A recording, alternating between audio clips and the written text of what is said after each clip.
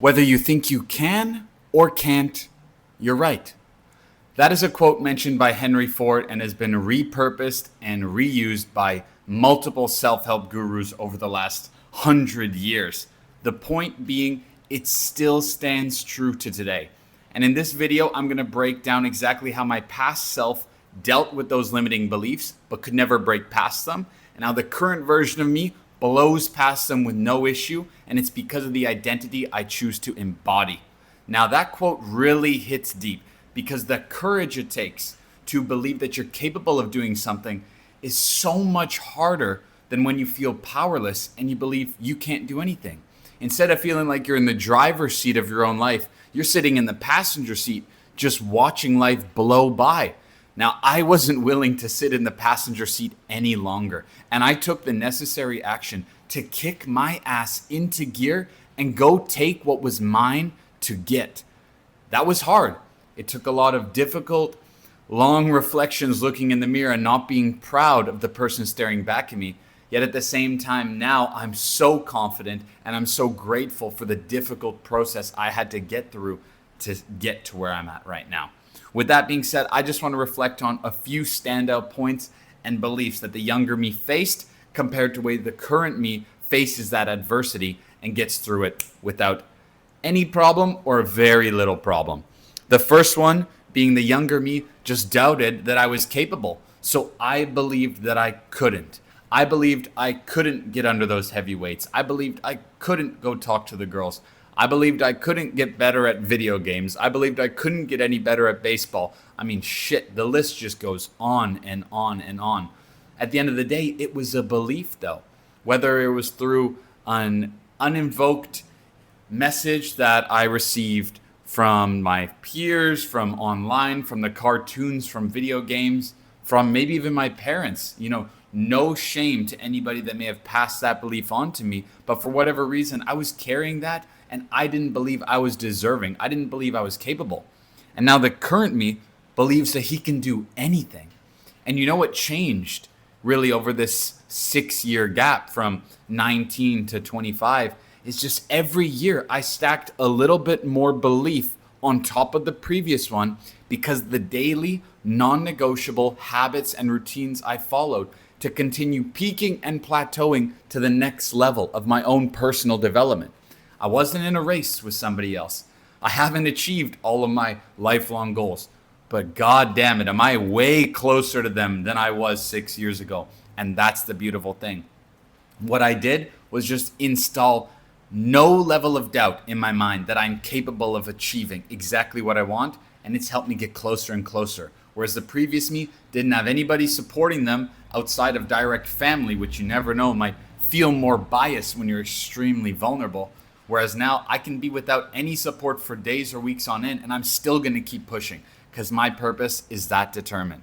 I invite you to do the same no matter which step you're at.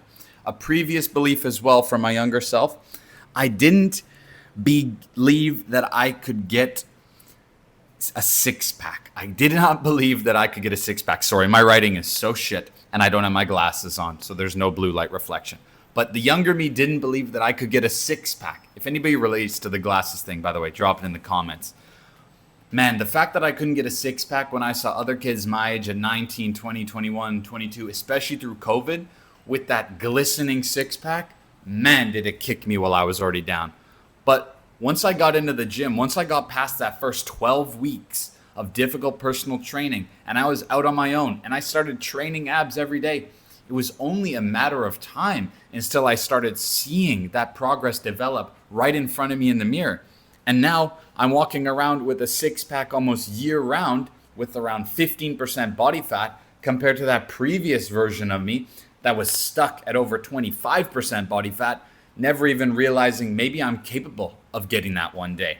But instead, these days I stay lean all year round, and my diet and my actions and my habits all support me to stay extra confident because it's the non-negotiables I put in place, because it's the identity I choose to identify with on a daily basis and keep picking myself up, as I even tell my clients to just keep going no matter what, even if it gets difficult, because discipline is the muscle we're training here.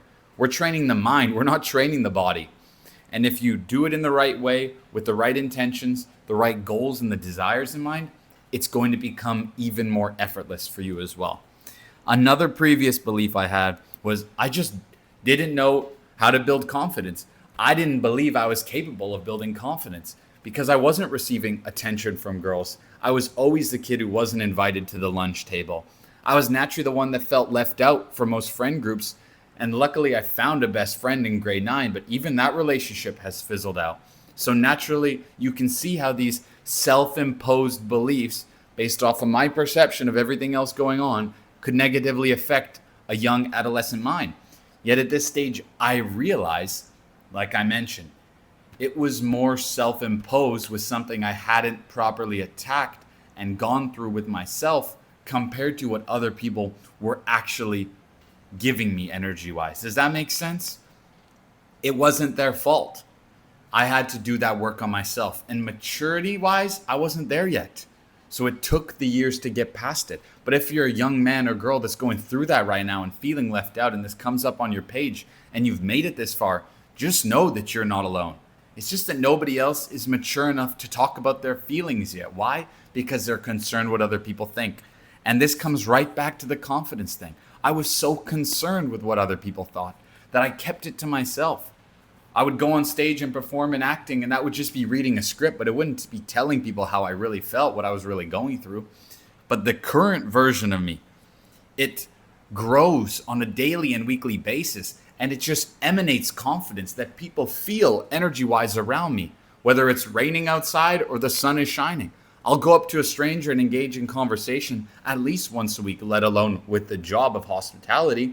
And that just constantly trains the muscle that is communication. And the byproduct is building on my confidence. I know not all of you are going to be able to go out and talk to strangers because there's a level of anxiety. Maybe some people are feeling depressed these days, or they just haven't spoken to somebody or even shared a smile with somebody in a while. But I encourage you to take baby steps into it. Whether it's first just leaving a positive comment online, just for the sake of engaging in that positive energy, and then slowly but surely you start handing out those compliments in person. And the next stage you'll be trying to engage in a conversation and really get to know them, to bless them with this engagement and this conversation.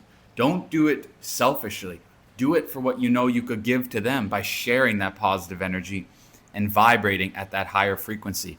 That was a big game changer that I'm taking into my life, especially for the last 2 years, compared to what I did with a very closed off mindset and a smaller friend group compared to how I have now.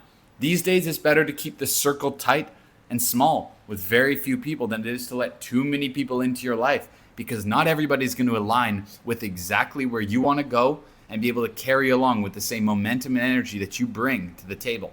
So just know, if you don't have those people in your life already, that's okay. They're on the way, but you just never quite know when they will walk into your life and leave that monumental impact. Next thing you know, become lifelong friends with you. I'll leave you with the morale of this video here to wrap it up. Everything you've ever wanted, everything that you desire, lies on the other side of fear, which, in my belief, is false expectations appearing real. And one thing that's clear is once you realize that everything you've ever wanted is on the other side of fear, and that one ghost in the closet is the thing that you haven't addressed that's holding you back from unlocking your full potential. I got through that in a few different ways. Sure, I worked with somebody over the past year and had a semi-decent relationship with them, but it really felt surface level. What I'm taking into my coaching these days is a truly one-on-one approach where we're diving deep every single week into limiting beliefs, your current routine, and the structure of how you carry out your life to see what walls can we break down and rebuild in the strongest foundation possible to get you on track and change your identity to the person you tell me you want to become.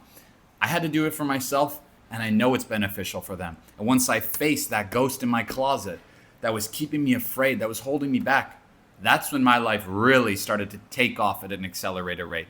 So I invite you to do the same. And if anything resonated with you in this video today, click the link below, book a call with me, see if we're a good fit to work one-on-one. But at the end of the day, I appreciate you guys so much for coming along and sticking with me for this video. Like and subscribe if you're new to the channel. It means a lot to me. I'm watching the whole community grow on a daily basis, and I can't wait to see where we're at in 30 days, let alone a year from now. Peace, guys.